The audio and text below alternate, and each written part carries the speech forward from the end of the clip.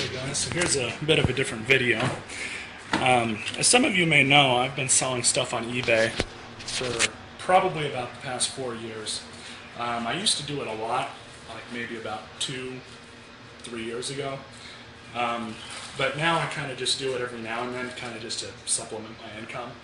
And one of the things that if any of you are looking into getting into this should know is before you sell on anything on eBay, what most people don't realize and don't even think about is that you can get your packaging for free.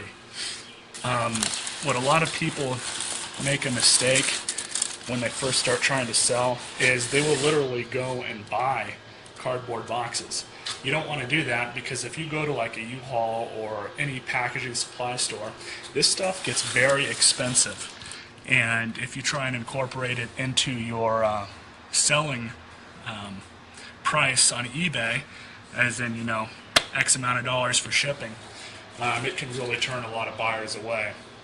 So on smaller items, I typically, you know, say shipping is free, but on larger items, I do eat some of the cost, but, you know, sometimes I'll say, you know, $20 for shipping, and it might be $40 to ship it.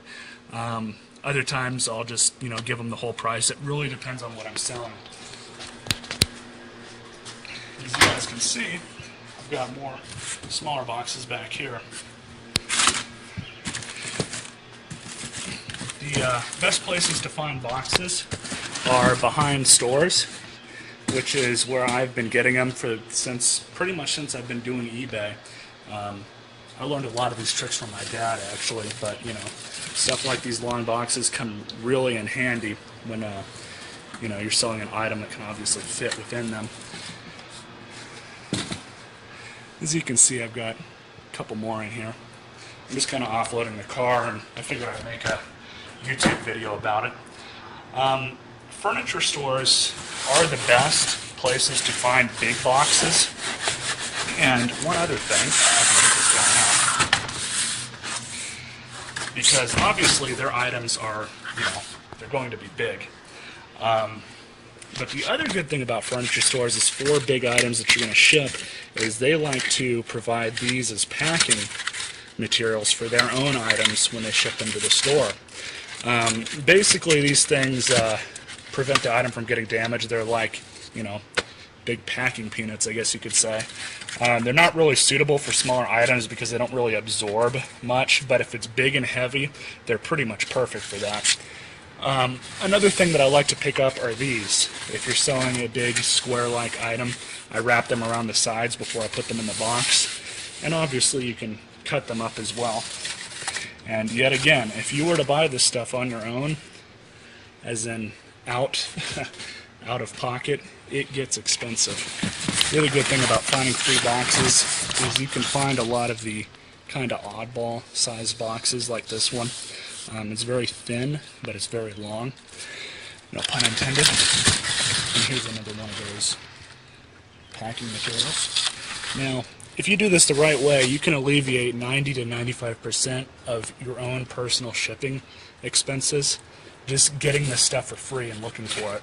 It literally took me maybe, you know, I went around to 2 or 3 different stores, and they always have them outside the dumpster. As you can see, I found some more here. This is a fender box. It's pretty big.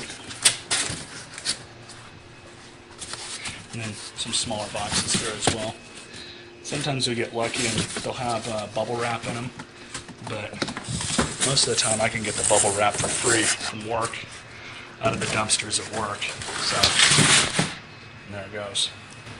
So that's one way to start selling on eBay and getting your shipping supplies for free. It's one thing that I'm often asked by a lot of friends who don't really understand the concept and how to do it right on eBay, and that's really one of the main things you want to do.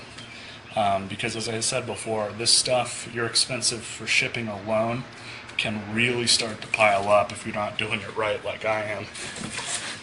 Now, as I mentioned earlier, 90% of the shipping materials, to maybe 95% if you're crafty enough, you can get for free.